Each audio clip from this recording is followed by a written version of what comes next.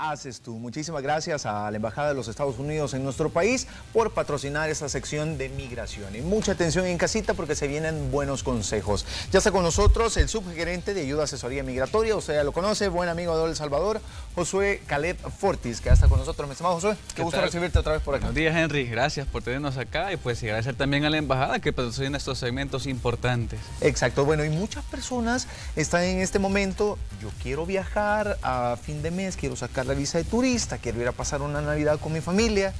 Según el calendario y los cupos de la embajada, todavía se puede. Está bien difícil, Henry. De hecho, eso estábamos platicando hace poco porque está tan saturada la embajada, hay bastantes personas aplicando para visas que ya muchos cupos ya estaban para el próximo año. Todavía, si algunas personas cancelaran citas, ¿verdad?, o habilitaran algunos espacios adicionales en la embajada americana, entonces es posible que todavía logren para este año. Pero este proceso tuvieron que hacerlo por lo menos un mes antes, ¿verdad?, para lograr todavía para este fin de año. Ok, perfecto. Pendientes con eso entonces. Pero hay muchas personas, muchísimas personas que están esperando próximamente ser entrevistados, ir a la embajada. Entonces, ¿cómo prepararnos para esa entrevista en la embajada americana? ¿Cuál es la importancia?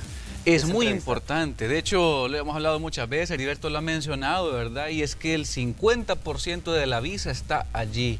La entrevista, cómo nos desenvolvemos ante el oficial consular. Muchas personas pueden llevar todos los requisitos cumplidos, pueden llevar un formulario completo, pero si a la hora de la entrevista, Henry, una persona llega con miedo ante el oficial, no sabe qué decir, llega a improvisar o llega solamente a contestar un sí o un no, que es lo que mucha gente dice, entonces no logramos convencer. Y esto se debe también a que la gente no se prepara o no ve la importancia de lo que es la entrevista. Sí. Así Mira, Josué, y la entrevista es relativamente bien corto, entonces hay que contestar, no corto como lo mencionas, pero tampoco es de extenderse muchísimo, o sea, es contestar lo necesario, es creo, correcto, ¿verdad? contestar lo necesario. ¿Por qué? Porque mucha gente se va a los extremos.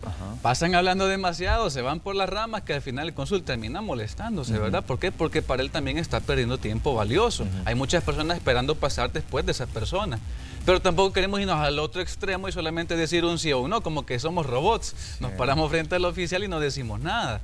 Entonces, recomendamos que usted dé información importante, que es información sensible, que pueda cambiar el motivo de pensar del oficial, porque él siempre va pensando que toda persona que llega a la entrevista, por muchos requisitos que lleve, es un posible inmigrante, que toda persona tiene la intención de quedarse allá, a menos que le demostremos que nosotros no tenemos ese interés. Exacto. Hablemos también de cuál es la importancia de obtener una copia del formulario, porque muchas veces no lo llenamos nosotros, nos ayuda algún familiar o vamos a algún lugar para que nos ayuden a llenarlo, pero a veces no nos dan una copia. ¿Cuál es la importancia de tenerlo y de revisarlo antes de ir a la entrevista? Porque no repasar el formulario incide en la entrevista. Es que una cosa va amarrada con la otra. Tenemos tantos casos de personas que llegan preguntando que cómo les podemos ayudar. Ya habían ido a otros lugares a asesorarse, pero les preguntamos, ¿tiene copia de su solicitud? No las tienen. Entonces, cuando fueron a la embajada, iban a ciegas. No sabían qué es lo que tenían que decir. No sabían qué habían puesto en su solicitud. Y por ende, cuando se pararon frente al oficial, dudaban en la información que podían proporcionar. O quizás dijeron una información que quizás el cónsul ya en el formulario vio otra cosa diferente. Entonces, la entrevista, como es lo mucho 1 o 2 minutos, las respuestas que demos pueden marcar la diferencia. Así que la solicitud es importante revisarla. ¿Por qué? Porque si alguna información, por ejemplo, del trabajo o una información de que alguna vez estuvo detenido o arrestado una persona no lo menciona en la entrevista, nos pueden tildar de que estamos mintiendo en el momento de que hablamos con el oficial. ¿Qué pasa si encuentro un error en el formulario, Josué? Digamos, hay una persona que dice, bueno, yo gano, por poner un ejemplo, $4,000 al mes, pero se equivoca la persona que lo estaba haciendo y le pone 400, es decir, un cero menos. ¿Podemos corregirlo antes de ir a la entrevista o una vez se envía, hasta ahí queda? Lo que sucede es que si se envía la información, queda encriptado y genera un código de barras. Si quiere hacer una persona un cambio, ya no puede habilitar esa misma solicitud. Tiene que abrir un nuevo formulario que le genere un nuevo código y hacer la actualización y no olvidar actualizar eso en su documento de la cita. Que vaya actualizado y entonces ya uno asegurarse que la información va completa. Eso es uno de los errores muy comunes que vemos cuando uno va a la entrevista, de que cuando van a decir los ingresos se han equivocado en la cantidad o no suman los ingresos en cuanto a lo que es el trabajo o los negocios. Así que es importante mantener esta información exacta. Hablemos de los errores más comunes que cometen las personas a la hora de la entrevista. Algo que hemos visto muy frecuentemente es decir que van a viajar donde personas que no conocen. ¿Cómo es esto? Ajá. Por ejemplo, tienen hijos en Estados Unidos que a veces están con permiso o están ilegales, y estos hijos que están allá tienen sus amistades. Entonces las amistades con buenas intenciones le dicen, no, dile a tu papá, a tu mamá que venga a visitarme a mí y que de plazo te viene a ver a ti. Ponen un contacto a la persona que está en El Salvador que no conocen Estados Unidos. Ajá. ¿Por qué? Porque está poniendo en la amistad de ese hijo, de esa hija o de ese hermano, que quizás es alguien que nunca ha visto en la vida, nunca ha venido a El Salvador o nunca se conocieron. Entonces cuando el cónsul hace preguntas de que a qué se dedica, cómo tuvo los papeles, hace cuánto que vino, la persona se queda fría en la entrevista, no sabe qué contestar porque es una persona que no conoce. Ese es un error muy común. Pero ¿qué pasa, Josué? Yo creo que es el temor de muchas personas. A lo mejor dicen, mejor pongo a esta persona que es legal y no pongo a mi hijo que todavía no tiene papeles. Entonces, es necesario poner al hijo, aunque no tenga papeles, o nos puede afectar también. De hecho, es una de las instrucciones que da el formulario, que debemos mencionar toda la información correspondiente a nuestros familiares.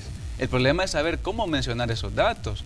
Por ejemplo, si ponemos una persona que no conocemos y hemos puesto en el formulario que tenemos un hijo, por decirlo así, un ejemplo que tiene permiso de trabajo, el cónsul lo primero que podría cuestionar es ¿por qué va a ir a ver una persona, una amistad o una persona que no conoce cuando tiene a su hijo o a su hija? Es una relación de sangre. ¿Por qué no lo va a ir a ver? ¿Qué me está escondiendo? Ya el cónsul puede empezar a preguntarse ciertas cosas que hacen desconfiar de la información que hemos colocado. Entonces, en la entrevista es crucial mencionar información de personas que nosotros tenemos allá, familia. Ok. El formulario se llena en inglés.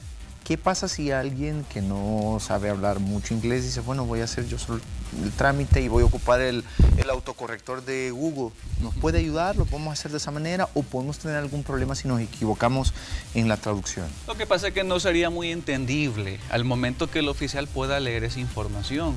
Porque estos traductores tienden a ser demasiado cuadrados, ¿verdad? Muy literales. Entonces no transmite en la realidad la información que queremos mencionar. Entonces, en la sección del trabajo es una importante que debemos mencionar. Dice, describa brevemente a qué es lo que se dedica. Solamente le ponemos que es agricultor, o que es doctor, o que es arquitecto, no estamos en realidad diciendo nada. ¿Qué tal en la entrevista le mencionamos al oficial que llevamos 5 años, 10 años de ejercer cierta profesión, pero en el formulario nos limitamos a decir una palabra? Entonces como que no concordaría. Es importante que nos vendamos en la entrevista, pero que esta información que proveíamos ya esté también en la solicitud. ¿Por qué es importante la buena preparación? Porque de esa manera la persona ya va sabedora qué posibles preguntas le pueden salir. En oficina, por ejemplo, con Heriberto siempre hemos hablado de que hay que preparar a las personas, saber qué es lo que pueden decir, qué pueden esperar en la entrevista. De hecho, él ha cursado el curso consular, sabe qué es lo que se mueve en lo que es estas entrevistas y lo que tal vez el oficial quisiera escuchar.